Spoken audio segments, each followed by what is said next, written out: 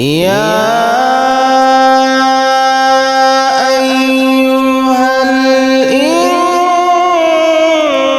الإنسان ما غرك بربك الكريم হে মানুষ কোন বস্তু তোমাকে তোমার সম্মানিত রব সম্পর্কে গাফেল করলো কোন কারণে তুমি তোমার সম্মানিত রব থেকে মুখ ফিরে নিলা ও আমার গোলাম কোন কারণে তুমি তোমার চেহারাকে আমার দিক থেকে ফিরিয়ে নিলা কোন কারণে তুমি আমার থেকে দূরে সরে গেলা কোন কারণে তুমি আমার থেকে গাফেল হয়ে গেলা কোন বস্তু তোমাকে আমার থেকে গাফেল করে দিল আল্লাহ রাব্বুল আলামিন বলেন আফা হাসিবতুম আন্নামা খালাকনাকুম আবাসা ওয়া আন্নাকুম ইলাইনা লা তুরজাউন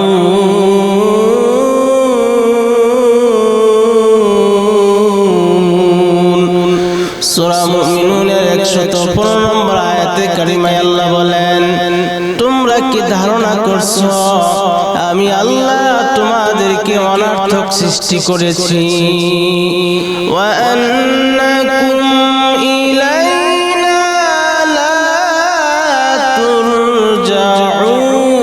তুরজাউন আল্লাহ বলেন তোমরা কি আমার কাছে ফিরে আসবে না তোমরা কি আমার কাছে রুজু হবে না আল্লাহ রাব্বুল আলামিন দুইটা প্রশ্ন রাখলেন বান্দা আমি কি তোমাদেরকে অনর্থক সৃষ্টি করেছি আল্লাহ রাব্বুল আলামিন আমাদেরকে অনর্থক সৃষ্টি করেন নাই আমরা আল্লাহ পাক সম্পর্কে গাফেল আল্লাহ সম্পর্কে আমরা উদাসীন আল্লাহ তাআলা বলেন ইকতারাবা লিন-নাসি হিসাবুহুম ওয়া হুম ফি গাফলাতিন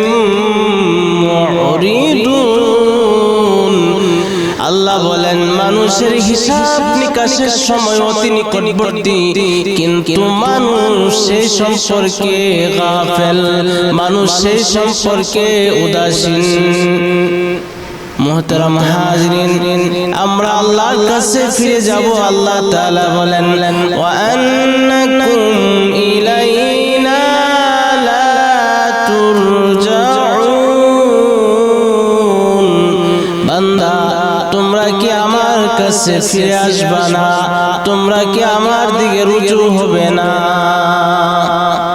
আল্লাহ তাআলার দিকে আমরা রুজু হব আল্লাহ তাআলার দিকে আমরা প্রত্যাবর্তন করব আল্লাহ তাআলা বলছেন ওই দিনটাকে ভয় করো যেই দিন তোমরা তোমাদের রবের কাছে ফিরে যাবে ওয়াত্তাকু ইয়াওমান তুরজাউনা ফীহি ইলাল্লাহ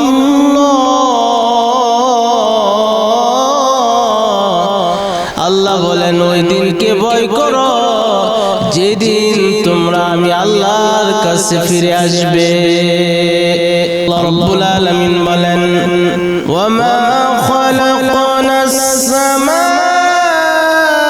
ওয়াল আরদা ওয়া মা বাইনাহুমা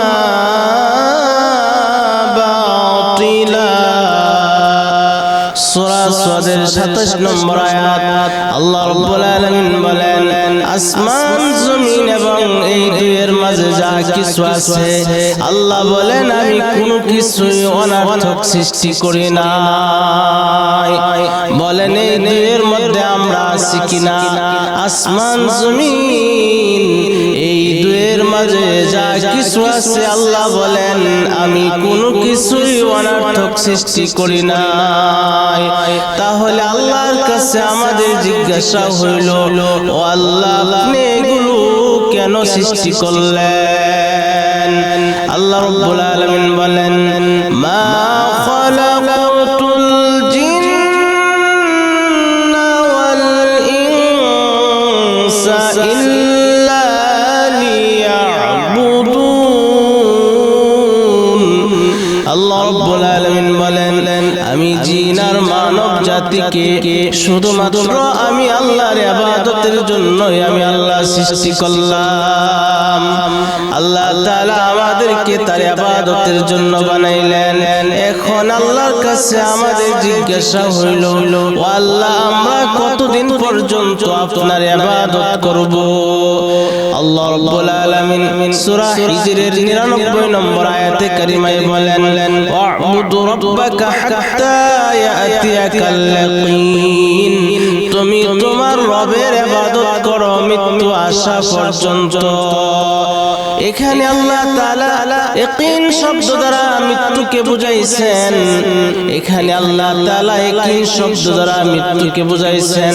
মুফাসসিরিনে কেরাম বলেন মৃত্যু একটা নিশ্চিত বিষয়, মৃত্যু একটা ইয়াকিনী বিষয়।